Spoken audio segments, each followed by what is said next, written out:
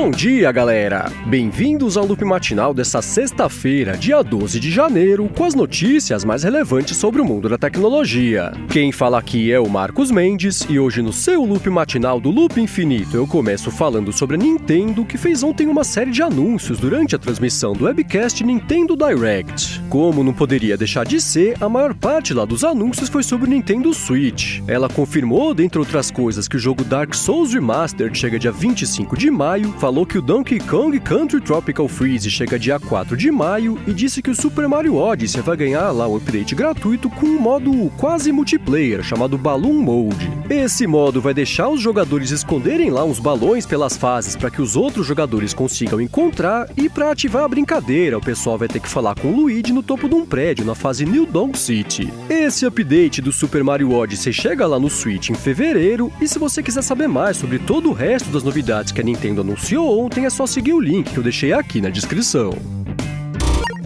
E enquanto isso, lá no Reino Unido, a comissária responsável por um órgão lá de defesa das crianças recomendou que os pais impeçam os filhos de usarem o Snapchat. Ela falou que o app tem lá uns recursos tipo os tricks, que são feitos para viciar a galera que usa o app, e disse que essa dinâmica cria uma espécie de pressão social que obriga os jovens a ficarem usando o aplicativo. Os tricks, para quem não sabe, é uma espécie de placar que fica contando lá os dias consecutivos que as pessoas interagem lá umas com as outras. Perguntada sobre isso, a Snap falou que leva a sério a responsabilidade de criar um ambiente seguro e divertido para todo mundo que usa o Snapchat, e disse que já marcou uma reunião com a comissária para poder falar sobre esse assunto.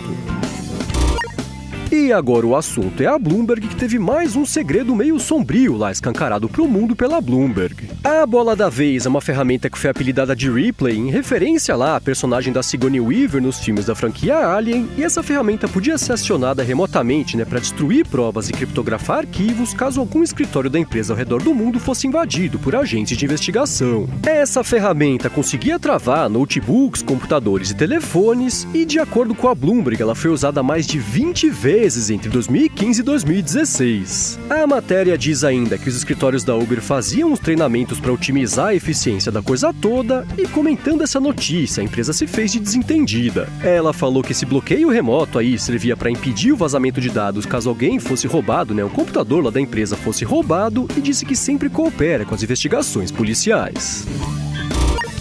E enquanto isso, no WhatsApp, um grupo de pesquisadores falou que existe lá um jeito de comprometer a privacidade das mensagens que são trocadas em grupos de conversa. Eles disseram que qualquer pessoa que tem acesso lá aos servidores do WhatsApp consegue basicamente incluir um usuário em qualquer grupo, e aí, claro, o usuário começa a ter acesso ao que é publicado por lá. Isso significa que para esse ataque dar certo, ele teria que ser feito lá necessariamente a partir do próprio WhatsApp, então a partir de um governo com a garantia legal de acesso aos servidores. E comentando essa notícia, o chefe de segurança do Facebook falou que não é muito por aí. Ele disse que não tem um jeito secreto lá de entrar em grupos de WhatsApp, e falou que todo mundo é avisado quando alguém entra num grupo, então não dá pra plantar lá um espião na conversa sem que ninguém fique sabendo. E ainda sobre o Facebook, ontem o app Messenger Kids foi lançado pro Fire Tablet, que é o tablet lá da Amazon. Essa notícia serviu para lembrar o mercado de que o Fire Tablet ainda existe, e por enquanto, assim como o próprio Messenger Kids para iOS, ele só está disponível lá nos Estados Unidos. E agora eu vou falar sobre a Intel, que detalhou o impacto que as correções dos bugs Meltdown e Spectre vão ter nas velocidades dos processadores da empresa. Ela publicou uma tabela bem detalhada que está no link aqui na descrição caso você queira ver, mas essencialmente, tanto em computadores quanto em dispositivos móveis, a perda lá de aproveitamento vai ficar lá entre 6% e 8%. Quem também se pronunciou sobre isso foi o Google, que confirmou que a maioria dos Chromebooks está a salvo. Essencialmente, de uma lista de quase 140 modelos, só 23 vão precisar de uma correção de segurança, enquanto os 5 outros não tem nem mais suporte, não vão receber o update. Caso você queira dar uma espiada nessa lista, o link também tá aqui na descrição. E já que o assunto é o Google, deixa eu comentar que a empresa comprou uma startup chamada Redux, que tem uma tecnologia que é bem bacana. Ela consegue emitir umas vibrações em telas de telefones e de tablets também, basicamente transformando lá o display num alto-falante, e ninguém sabe quanto que custou essa aquisição. E por último, sobre o Google, vamos falar sobre o YouTube. No final do ano passado, um mané chamado Logan Paul foi lá pro Japão e fez vários vídeos meio bestas, e um deles foi uma ideia especialmente estúpida. Ele foi filmar lá num lugar conhecido como a Floresta dos Suicídios, né, famoso justamente pelo motivo que o nome indica, e de fato ele se deparou com uma pessoa que tinha tirado a própria vida. Depois de conseguir lá uns 3 milhões de views, ele tirou o vídeo do ar, mas é claro que isso não adiantou nada. Ele vem sendo bastante criticado e já pediu desculpas pelo que ele fez, né, o que não resolve muito, mas no meio disso tudo, o YouTube também entrou no fogo cruzado porque estava meio quieto, não parecia muito interessado em dar atenção para o que estava rolando. Eis que ontem o YouTube anunciou que cortou os acordos comerciais que eles tinham lá com o Logan Paul, né, cancelaram até um filme que ele ia fazer pro YouTube Red, e também anunciou que o Logan Paul não faz mais parte daquela primeira divisão dos canais que ganham uma grana a mais com os anunciantes. Junto disso tudo, o YouTube aproveitou para se desculpar por não ter sido mais rápido em reagir a essa polêmica toda. E enquanto isso, nos bastidores do mercado, ontem a Bloomberg descobriu que o Dropbox já deu entrada no processo de oferta inicial de ações lá nos Estados Unidos. A entrada dessa documentação foi feita em segredo e a expectativa da estreia das ações é bem grande, né? Porque o valor estimado lá do Dropbox hoje é de 10 bilhões de dólares, mas o pessoal tá achando que a avaliação na bolsa vai ficar acima disso.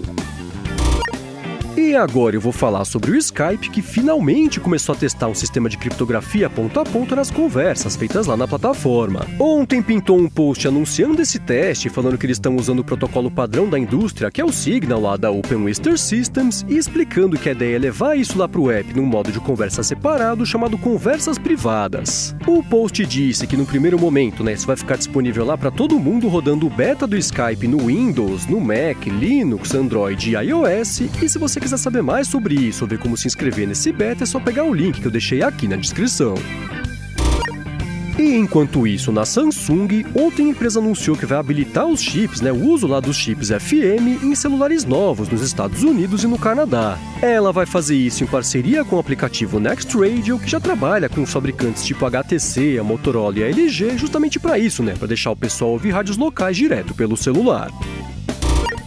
E agora eu vou falar sobre a Apple, que na madrugada lá de quarta para quinta-feira passou a validar por engano o downgrade para diversas versões antigas do iOS, inclusive o iOS 7, iOS 6 também. Essa validação, para quem não sabe, é essencial lá para que o iPhone seja ativado, né, durante o processo de downgrade, e geralmente a Apple deixa de validar uma versão mais antiga do iOS quando a versão atual já está mais estável. Ninguém sabe exatamente ainda porque que a Apple passou a validar essas versões mais antigas lá no meio da madrugada, mas pela manhã ela já tinha corrigido o bug e já estava tudo normal. Ainda sobre problemas da Apple, ontem aconteceu mais um caso de bateria que pegou fogo durante o processo lá de troca numa das lojas da empresa. Dessa vez o problema aconteceu numa Apple Store em Valência, lá na Espanha, mas pelo menos dessa vez também ninguém ficou ferido. E já que o assunto é a substituição de bateria, ontem a Apple anunciou que vai dar uma segurada lá na troca de bateria com desconto no caso dos iPhone 6 Plus. Ela falou que os estoques estão baixos em vários países do mundo, né, que por isso ela vai ter que voltar a fazer a troca lá para março ou para abril, mas a boa notícia é que isso não vai valer aqui pro Brasil. Ontem os nossos amigos do Tecnoblog entraram lá em contato com a Apple para perguntar se essa pausa ia acontecer por aqui também, e a Apple falou que não. Ela disse que os estoques lá das baterias estão normais, né, para todos os aparelhos aqui no Brasil, então a troca com desconto segue ativa, sem nenhum problema por aqui. Aliás, uma outra boa notícia que pintou, e essa veio lá do nosso amigo Tássius Veloso do Tech Tudo, é que agora o iPhone 5C também faz parte desse programa aí de troca de baterias com desconto aqui no Brasil. E por último, sobre a Apple, ontem o site Deadline falou que ela encomendou mais uma série. Dessa vez o nome do programa é See, do verbo ver, né, em inglês, e ela é do roteirista e diretor, né, Steven Knight, com direção do Francis Lawrence, que por sinal foi quem dirigiu lá todos os Jogos Vorazes, menos o primeiro.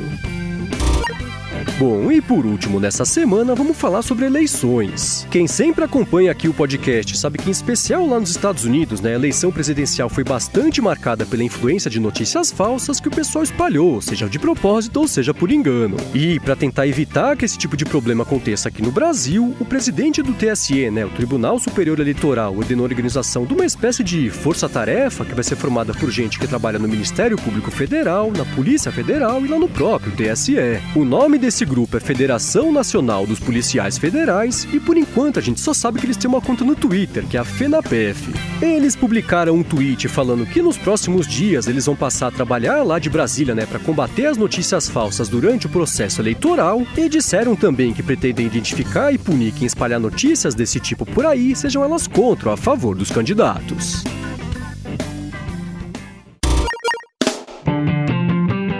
isso aí, galera. O Loop Matinal do Loop Infinito vai ficando por aqui. Se você quiser se inscrever no canal do Loop Infinito no YouTube, o link tá aqui na descrição do episódio, lá no loopmatinal.com, junto com os links das notícias que eu comentei hoje. Já se você quiser falar comigo no Twitter, procura por MVC Mendes, que eu tô sempre por lá. Obrigado pela audiência, bom fim de semana e eu volto na segunda de manhã. Falou!